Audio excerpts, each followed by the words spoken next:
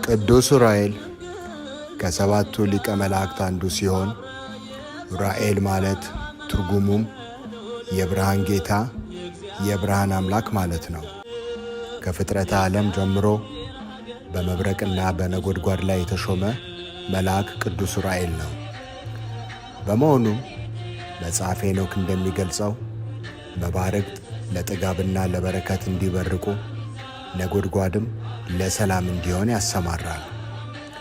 ምስጢረ ሰማይንና ሰማያዊውን ዕውቀት ሁሉ ለሄኖክ የገለጸለት መልአኩ ቅዱስ ዑራኤል ነው። የፀሐይን፣ የጨረቃን፣ የከዋክብትንና የሰማይ ሰራዊትን ብርሃንን የሚመራው ይኸው ገናናው መልአክ ቅዱስ ዑራኤል ነው። መጽሐፈ ሄኖክ ምዕራፍ 28 ቁጥር 13። መድኃኒታችን ኢየሱስ ክርስቶስ ለዓለም ቤዛ ሆኖ በተሰቀለ ጊዜ ክቡር ደሙን በብርሃን ጽዋ ተቀብሎ በብርሃነ መነሳነስ በዓለም ላይ ረጨው ይኸው ገናና መልአክ ቅዱስ ዑራኤል ነው። ለነቢዩ ዕዝራ ሱቱኤል ጽዋ ጥበብን አጠጥቶ ሰማያዊን ምስጢር የገለጸለት መልአኩ ቅዱስ ዑራኤል ነው።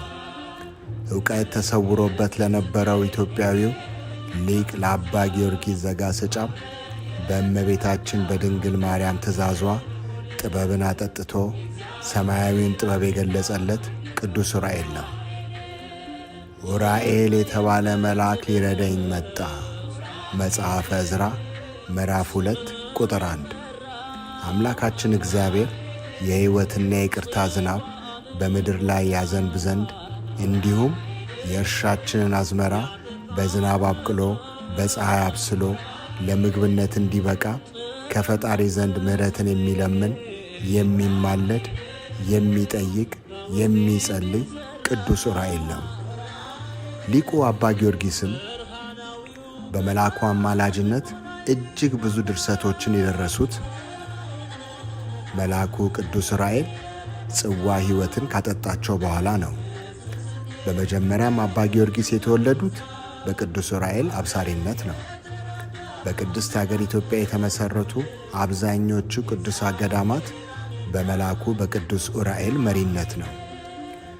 ድርሳኑ ላይ የማይጠቅሳቸው በሀገራችን የከበሩ ቅዱሳት ገዳማትና ቅዱሳን ነገሥታት የሉም።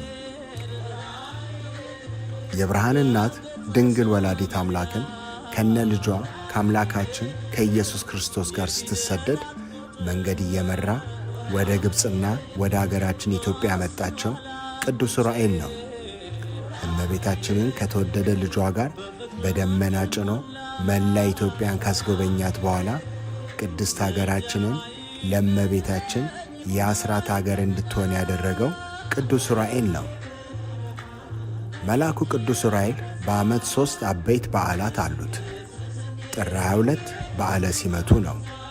መጋቢት 27 የጌታችንን ክብር የሆነ ወርቅ ደሙን ለዓለም የረጨበት ነው። ሐምሌ 22 ቀን ቅዳሴ ቤቱ የሚከበርበትና ለነቢዩ ዕዝራ ሱቱኤል የእውቀትን ጽዋ ያጠጣበት ዕለት ነው። ሊቀ መላእክት ቅዱስ ዑራኤል ምልጃ ለሀገራችንና ሕዝቦቿን ይጠብቅልን፣ ክፉን ያርቅልን። አሜን አሜን አሜን። ተቀብለ ረሽተ ዓለምን